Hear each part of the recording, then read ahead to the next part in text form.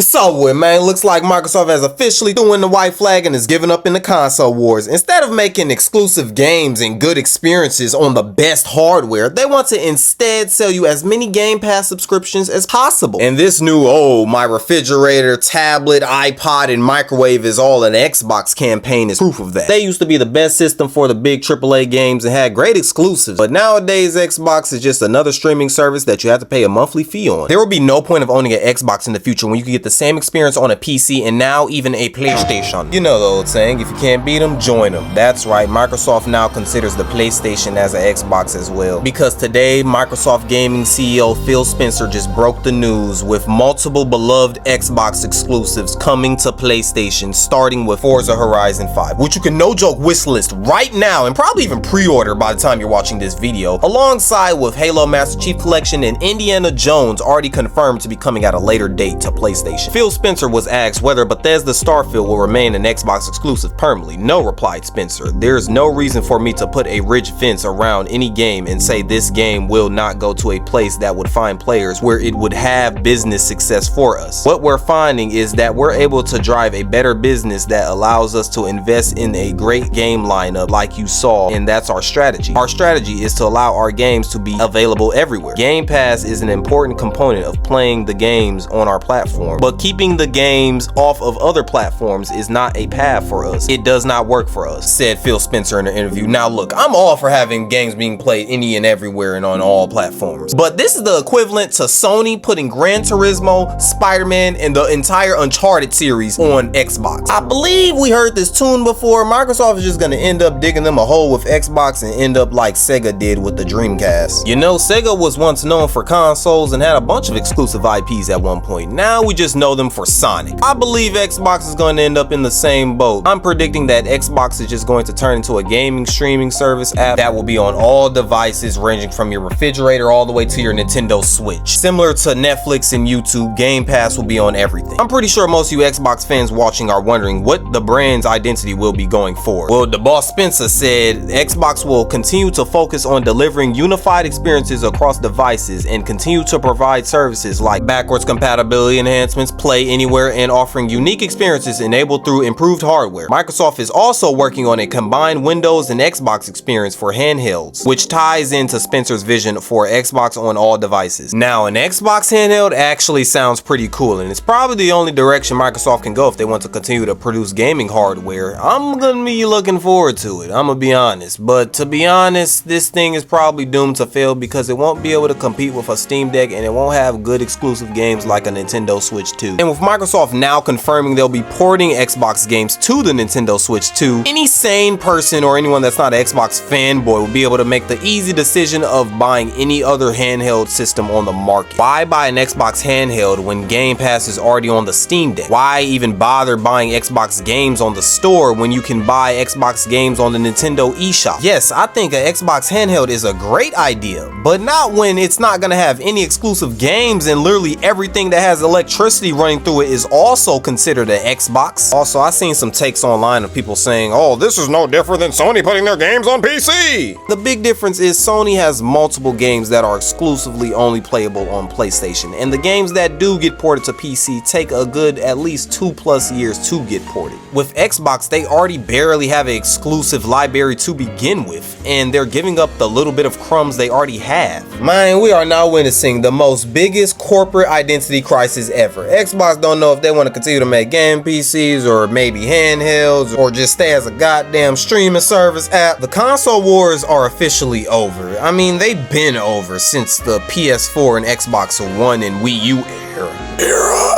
What the fuck was that voice crack? Anyways, this is not a good thing. Love or hate Xbox, they keep the checks and balances in place, and if they go, that just leaves Nintendo, and with them always making an underpowered weak console, it makes it harder for AAA developers to develop games for their platform, so all the developers will have to flock to Sony to put their games out, and it could possibly make the future PlayStation a monopoly because of no serious competition, which is never good for the consumer. Trust me, you don't want to live in a world where the PlayStation is monopolized the home console market. This can have multiple side effects like more expensive hardware, higher prices on subscription services, and less innovation overall. Yeah, the PC will always be around, but not everyone wants to ditch out loads of cash to build and maintain a gaming PC. People buy consoles for their exclusive games and their easy accessibility. Most people bought a PlayStation for their exclusives, and Xbox has peaked with the 360, so it's only downhill from here. If you take a step back and look at the big three overall, this was a very weak generation, filled with a bunch of remasters and re-releases, a bunch of day one broken, buggy release games, and very little innovation. But let me know down below in the comments how you feel about this console generation and this Xbox news. Hit the like button to support me and subscribe for more videos like this, and with that being said, I'm out.